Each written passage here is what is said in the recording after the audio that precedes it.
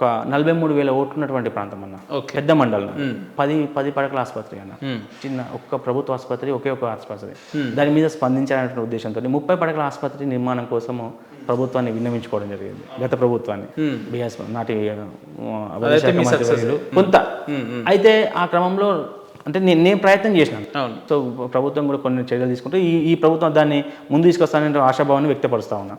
ఇక అట్లా స్థానిక సమస్యల మీద స్పందించడం, స్థానికంగా ఉన్నటువంటి చిన్న చిన్న అవసరాల నిమిత్తం, ఇప్పుడు పేదింటి మహిళ ఉంటుందన్న, చాలా ఇబ్బంది, అంటే ఏదన్నా మన దృష్టికి వచ్చినప్పుడు కొంతమంది అడుగుతూ ఉంటారు అన్న. ఈ రోజుల్లో అంటే మెల్లిమెల్లిగా ప్రజల్లోకి వెళ్ళిపోయింది కాబట్టి, నానుడు వెళ్ళిపోయింది కాబట్టి ప్రసాదం లేకపోతే చిన్న ప్రయత్నం చేస్తే, అంటే ప్రసాదన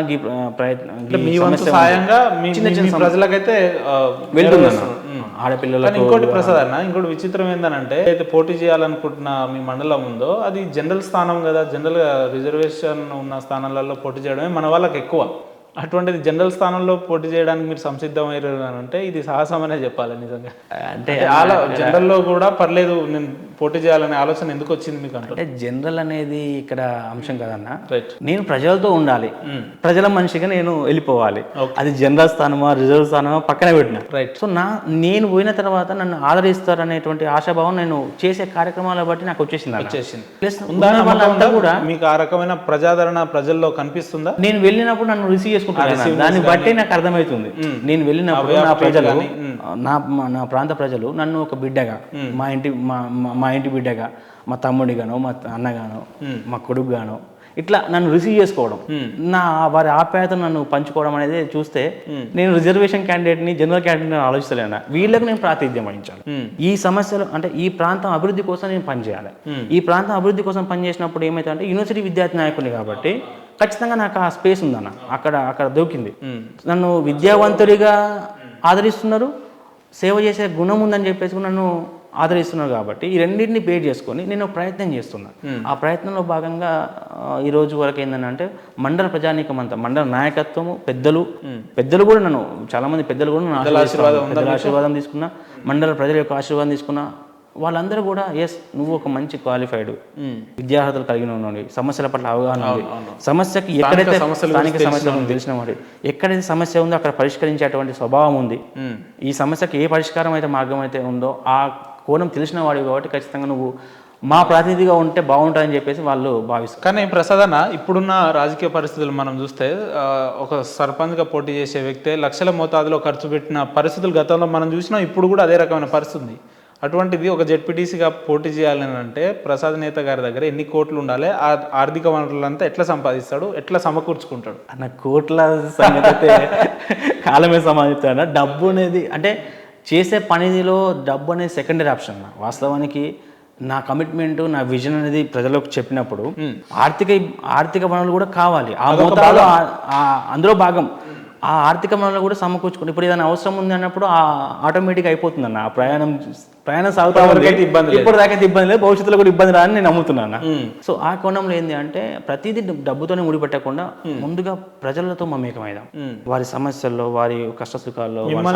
మీ నియోజకవర్గ ప్రజలు, మీ స్థానిక ప్రజలు ఎందుకు నమ్మాలి ప్రసాద్ అన్న అంటే ఏం చెప్తారు? ఎందుకంటే ఇప్పుడున్న పరిస్థితులలో ఏ రాజకీయ నాయకుడు రాజకీయ అరంగేట్రం చేసినా కూడా మేము ప్రజల కోసం వస్తాం, ప్రజల సమయం కేటాయిస్తామని చెప్తున్నారు. ఒకసారి ఏదన్నా పదవిలోకి గెలిచిన తర్వాత ప్రజలకు దూరంగా ఉండడం, ప్రజల్ని కలవకపోవడం, ఆ రకమైన పరిస్థితులు రాజకీయాలలో సర్వసాధారణంగా జరుగుతున్నాయి. మిమ్మల్ని ఎందుకు స్థానిక ప్రజలు నమ్మాలి అని అంటే ఏం చెప్తారు? థ్యాంక్ యూ అన్న. మంచి అంటే ఇదే అంశం చాలా మంది ప్రశ్నిస్తూ ఉంటారు. అంటే ప్రజల్లో కూడా ఉండేటువంటి ఒక ప్రశ్న, ఒక అపోహ. నేనేమంటున్నానంటే నా వయసు 30 సంవత్సరాలు అన్న. నేను 30 సంవత్సరాలు రాజకీయ అరంగేట్రం చేయబోతున్నా. నేను మిగతా 30 సంవత్సరాలు అంటే దాదాపు ఒక మనిషి లైఫ్ ఎక్స్పాండ్ అనుకుంటే మిగతా సమయం అంతా కూడా నేను ప్రజా జీవితంలో ఉండాలి. సో నేను ఒక విద్యావంతుడిగా, చదువుకున్నవాడిగా, అవగాహన ఉన్నవాడిగా నేను మంచి చేస్తేనే నా ఆదరిస్తారు. నేను ఇవాళ మీరు చెప్పినట్టుగా ఇవాళ పదవి రాగానో లేక పదవిలో ఉన్నప్పుడు ఇంకా నేను ప్రజలకు దూరం అయితే ఇంకా అవకాశం ఉండేది, అక్కడే అయిపోతుంది. సో నేను ప్రయాణం స్టార్ట్ చేసింది ఎప్పుడన్నా 30 yearsలో, 40 yearsకి ఎన్ని క్లోజ్ చేసుకోవడానికి కాదు కదా. ఖచ్చితంగా నేను ఇంకా కంటిన్యూ చేయాలి, భవిష్యత్తు నిర్మాణం చేసుకోవాలి. కాబట్టి ఈ కోణంలో ఏమన్నా అంటే నేను 100%గా ప్రజలతో ఉండి, నాకు ఇక్కడ వేరే వ్యాపకం ఏం లేదన్న, వేరే వ్యాపకం లేదు, వేరే ఉద్దేశం. పొద్దున్న లేసి ఏం ఉపయోగపడతా, ఎట్లా పనిచేస్తే ఎంత మంచి చేస్తా, మంచి చేయడంలో నేను భాగస్వామ్యం కావాలి, చెడుకు దూరంగా ఉండాలి, ఇంతే. మంచికి ఎక్కువ మోతాదులో ఉండి వాళ్ళతో ఉండాలి, చెడు చెడు కార్యక్రమాలకు మనం అసలు ఎంటర్టైన్ చేయకుండా దూరంగా ఉంటే సరిపోతుంది. ఇంతవరకు ఆలోచించి మీరు చెప్తున్నట్టు ప్రసాద్ అనే వ్యక్తి ప్రజలకు సేవ చేయడానికి రాజకీయాల్లో రావాలనుకుంటుండా, లేదంటే వ్యక్తిగత స్వలాభం పొందడానికి రావాలనుకుంటున్నా? ఇక్కడ వ్యక్తిగత స్వలాభం ఏం లేదన్న. ఓకే, భవిష్యత్తులో చాలా క్లియర్ అన్న. నా విజనరీ ఏంటి అంటే అన్న, మీరు ఆన్ రికార్డ్ చెప్తున్నారు, ఇది మీ భవిష్యత్తులో చాలా ఉపయోగపడుతుంది, ఆలోచించి మాట్లాడారు. 100కు 200% అన్న. ఇక్కడ వ్యక్తిగత జీవితం కంటే కూడా ప్రజా జీవితానికి ఇంకొకసారి ఆ మాట చెప్పండి. వ్యక్తిగత జీవితానికి కంటే కూడా ప్రజా జీవితానికి ఎక్కువ ప్రాధాన్యత. ఇంకొకసారి ఆ మాట. వ్యక్తిగత జీవితానికి కంటే ప్రజా జీవితానికి ఎక్కువ ప్రాధాన్యత. ఇది గుర్తుపెట్టి 100% అన్న, 200%. ఇది మీరు ఖచ్చితంగా రికార్డ్ చేసుకొని ఎక్కడన్నా మిస్టేక్ ఎందుకు అంత కాన్ఫిడెన్స్ గా నా రాజకీయ జీవితంలో ఎలాంటి స్వలాభం చూడనని చెప్పి ఎందుకు అంత కాన్ఫిడెన్స్ గా మాట్లాడుతున్నారని అంటే నా ఉద్దేశం ఏంటంటే పొద్దున్న లేసి నేను అంటే నేను ఒక చిన్న ప్రాంతం నుండి, ఒక సాధారణ కుటుంబం నుండి ఈ దాకా రాగలిగిన అందరి యొక్క ఆశీర్వాదం. నేను పొద్దున్న అంటే నా పనితనమే నన్ను ఇక్కడ దాకా నిలబెట్టింది. రేపొద్దున ఇంకా ఎదగాలనుకున్నప్పుడు ఖచ్చితంగా వాళ్ళతో అదే చేయాలి. నేను గతంలో చేసిన పనే భవిష్యత్తులో చేయాలి, అప్పుడే నా ఎదుగుదల ఉంటుంది. సో గతంలో ఈ 30 సంవత్సరాల జర్నీలో, అంటే 30 సంవత్సరాల వయసులో ఒక 25 అంటే ఈ ఒక 15 సంవత్సరాలు నేను అంటే ఉద్యమాల రూపంలో, విద్యార్థి ఉద్యమాల రూపంలో ఉన్నాను కదా. ఇక్కడ దాకా వచ్చిన అంటే నిలబడ్డా. ఇక ముందు కూడా ఇంకా స్టాండర్డ్గా నిలబడ్డప్పుడే, ఎటువంటి మచ్చ లేకుండా, ఎటువంటి ఏది లేకుండా కొంత నిలబడినప్పుడు మాత్రమే ఇంకా ఉన్నతమైన జీవితాన్ని నేను చూడగలను. అదైతే మీరు నా అంతిమ లక్ష్యం అన్న చాలా క్లియర్ ఒక విజన్ తోని నేను మంచి ఒక టార్గెట్ పెట్టుకొని పనిచేస్తున్నాను.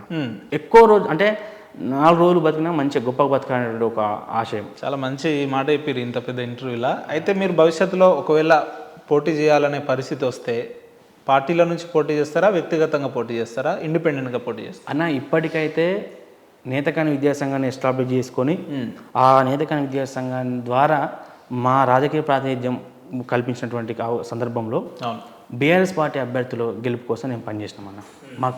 మమ్మల్ని ఆదరించిన పార్టీ నిరంకుశంగా చెప్పేస్తాను, నిరంకుశంగా కూలం మమ్మల్ని ఆదరించిన పార్టీ, మాకు అవకాశాలు కల్పించిన పార్టీ బీఆర్ఎస్ పార్టీ. గౌరవ కేసీఆర్ గారి నేతృత్వంలో ఉన్నటువంటి పార్టీ, కేటీఆర్ గారి ఆశీస్సులతోని మాకు 2 సార్లు మేము చట్టసభలో అవకాశం పెట్టాము.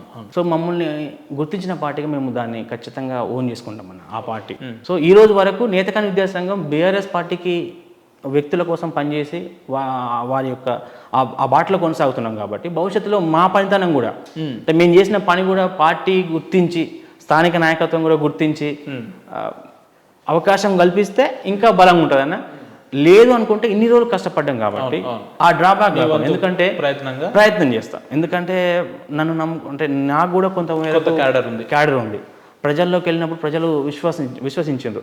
మళ్ళీ నేను డ్రాబ్యాక్ అయిపోతే ఆ విశ్వాసం నేను ఆత్మవిశ్వాసం దెబ్బతీసిన కాబట్టి ఆ ప్రయత్నాన్ని చేయనన్నా. ఒక ప్రయత్నం గట్టిగా చేస్తున్నా. దానికి ప్రకృతి, ప్రజలు, భగవంతుని దీవెన, పెద్దల ఆశీర్వాదం, ఇలాంటి ఆత్మీయుల యొక్క సహకారం, అందరి యొక్క సహకారం ఉంటుంది. తప్పకుండా ఒక మంచి కోసం చేసే ప్రయత్నంలో అందరూ అడిగే ఒక చేయుతని ఇస్తారని చెప్పేసి ఒక ఆశాభావం వ్యక్తపరుస్తుంది. రైట్ అన్న, ఇన్నేళ్ళ మీ ఉద్యమ జీవితంలో, విద్యార్థి జీవితంలో ఎటువంటి వివాదాలు లేకుండా ఎదిగిన నేతల్లో ప్రధానంగా మీ పేరు కూడా వినిపిస్తూ ఉంటుంది. అండ్ రాజకీయాల్లో ఒక సేవా దృక్పథంతో, మానవ దృక్పథంతో రావాలనే ఒక ఆలోచనకైతే వ్యక్తిగతంగా నేనైతే అభిమానిని. రైట్, అదైతే నేను క్లియర్ కట్గా చెప్తా. మీ కమ్యూనిటీ వాళ్ళని ఉద్దేశిస్తూ, మీ ప్రాంత ప్రజలను ఉద్దేశిస్తూ, మీ నియోజకవర్గ ప్రజలను ఉద్దేశిస్తూ మా ఛానల్ తరపున మంచి సందేశం ఇవ్వాలి ప్రసాద్ గారు అని అంటే మీ వర్గ ప్రజలకు ఏం చెప్పుకుంటారు మీరు? అన్న, ఇక్కడ నేతకాని సమాజంకి సంబంధించిన ప్రసాద్ నేతగా, విద్యార్థి నాయకుడిగా మా సమాజం యొక్క అభిప్రాయాన్ని బాహ్య ప్రపంచానికి తెలియజేసేటువంటి వేదికగా మేము ఈరోజు సిగ్నల్ స్టూడియోకి రావడం నిజంగా ఒక సందర్భం, గొప్ప అదృష్టంగా భావిస్తున్నాం అన్న. మమ్మల్ని కూడా వెలుగులోకి తీసుకురావడం అనేది ఆ సందర్భంగా మీకు నిజంగా కృతజ్ఞతలన్న. ఇలాగే మా యొక్క అంటే ఎక్కడైతే ఇంకా దూరంగా ఉన్నటువంటి వర్గాలకు వారి యొక్క అవకాశాన్ని పంచుకునేటువంటి వేదికలు మాకు అందిస్తే ఖచ్చితంగా మా అభిప్రాయం కూడా తెలియజేసిన వాళ్ళం అవుతాం. మా అభిప్రాయం తెలియజేసిన వాళ్ళం అవుతాం. మేము కూడా ఈ సమాజంకి పరిచయమైన వాళ్ళం అవుతాం. మా బాధలు, మా సమస్యలు ఇవన్నీ కూడా తెలియజేసేటువంటి ఒక సందర్భం వస్తుందన్న. సో ఈ క్రమంలో ఇంకా ముందుకు వెళ్ళేటువంటి క్రమంలో అందరూ కూడా అవకాశాలు కల్పించాలని చెప్పేసి కూడా ఆకాంక్షిస్తున్నాను. రైట్ ప్రసాద్ అన్న, అడగంగానే మీరు మా ఛానల్కి వచ్చి మీ వర్గాల ప్రజల్లో ఉన్న అంశాలని తీవ్రంగా బయట చెప్పే ప్రయత్నం చేసినందుకు మీకు ప్రత్యేక ధన్యవాదాలు అన్న. రాబోయే రోజుల్లో మీ నియోజకవర్గ ప్రజలు ఆశిస్తున్నట్టు వ్యక్తిగతంగా నేను కూడా ఆశిస్తున్నా. మీ నియోజకవర్గ ప్రజలకు మీరు మరింత సేవ చేసేలాగా, వారికి చేరువగా ఉండాలి, రాజకీయాలలో మరింత స్థాయికి వెళ్ళాలని చెప్పి మనస్ఫూర్తిగా కోరుకుంటున్నాను. థ్యాంక్ యూ అన్న. థ్యాంక్ యూ సో మచ్ అన్న.